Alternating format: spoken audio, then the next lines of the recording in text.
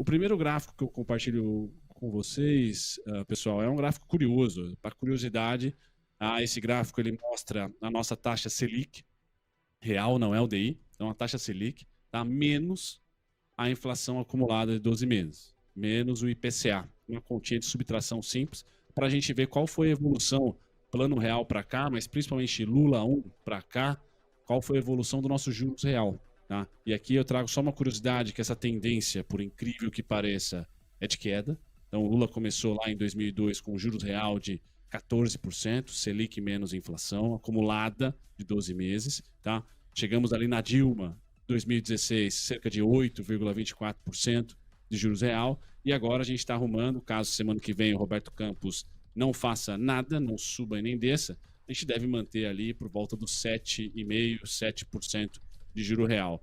E aí vocês já devem se perguntar, nesses picos que nós tivemos aqui na história recente, pós-plano real, então tem um contexto Nutella aí que eu sempre falo para vocês, eu nunca peguei a hiperinflação, então pós-plano real, esse contexto dos picos de juro real coloca nós, alocadores de recursos, comprando pré-fixado. Né? Me parece o melhor dos mundos comprar pré-fixado nesses 6 próximos meses, esses 3 próximos meses, a depender da sua aposta de queda da inflação ou manutenção da inflação e também manutenção da taxa de juros. Então é difícil aqui a gente imaginar, vocês estavam falando de varejo, eu que tenho um alvo lá para Magalu, por exemplo, acho que se não me engano é 5,80, por exemplo. Então se a Magalu romper máxima feita pré-eleição, vai ser a melhor oportunidade de vender, porque essa continha aqui não vai mudar tão cedo, pessoal.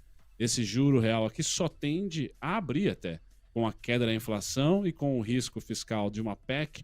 Se uma PEC for aprovada com 190 bi, por exemplo, 200 bi, pessoal, pode ser que ano que vem o Roberto Campos meta mais 0,25, mais 0,50, mesmo com a inflação caindo de repente. Tá? Então esse juro real aqui é uma coisa, é um jabuti brasileiro, por isso que bolsa é caranguejo, por isso que eu e o Gui a gente vem falando aqui há mais de 12 meses, bolsa é difícil lutar com esses caras aqui, porque essa alta íngreme que nós vimos em 2021 já era sabido em todas as atas, os cupons, a gente vinha já desenhando que o juro real viria para atrair dólar, quebrar o câmbio e quebrar a inflação também. Aí cabe cada um de vocês que nos assiste, se deveríamos aplicar um remédio tão amargo ou não, não tenham dúvidas que 2023, de herói, o Roberto Campos vai provavelmente passar por vilão ou alguma coisa próximo de vilão, porque essa taxa de juros nesses moldes aí, o empregador olha para o funcionário, pensa se ele está rendendo 7% ao ano, se ele está rendendo 13,75% ao ano, fala, putz, talvez não, com a economia em frangalhos lá fora, vou eu aplicar o meu dinheiro. Então é esse o ambiente que nós, aplicadores de renda variável, estamos encarando e vamos encarar muito provavelmente ano que vem. Por isso que hoje você olha para a Bolsa, quem que é neutro a esse cenário aqui?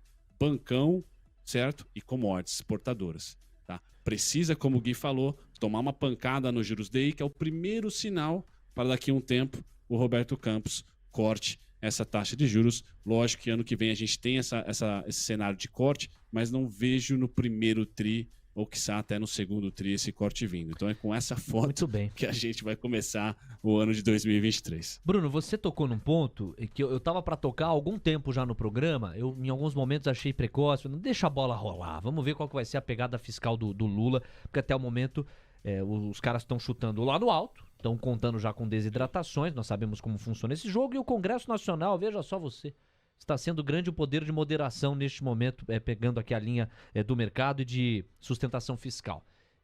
A história brasileira mostra cenários opostos em alguns momentos, né? Já houve presidentes mais complicados no sentido de rigor fiscal, de fechar a torneira, e o Congresso mais gastador. O que nós estamos vendo, de um lado hoje no jogo de queda de braços, é um Congresso mais moderador, até porque interessa, não pelo apego fiscal e a fidelidade fiscal, mas mais a sua barganha de negociação, não entregar de mão beijada os próximos 4 anos para a presidência da República conforme ela quer.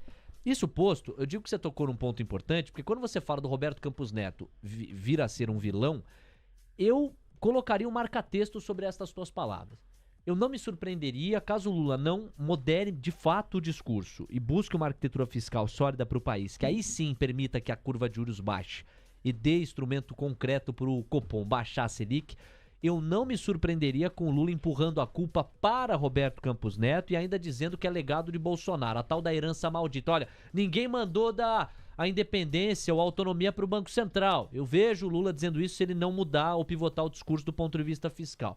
Sabe, a herança maldita que já foi do FHC agora poderia passar a ser a da autonomia do Banco Central, até por isso que os juros não caem. Como quem diz, dependesse de mim, esse juro estava mais baixo.